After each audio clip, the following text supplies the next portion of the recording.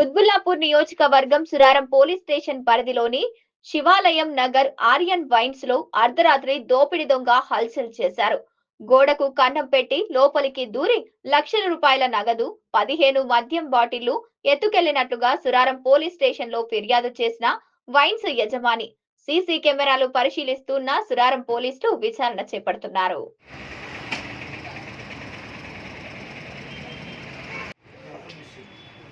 Hey.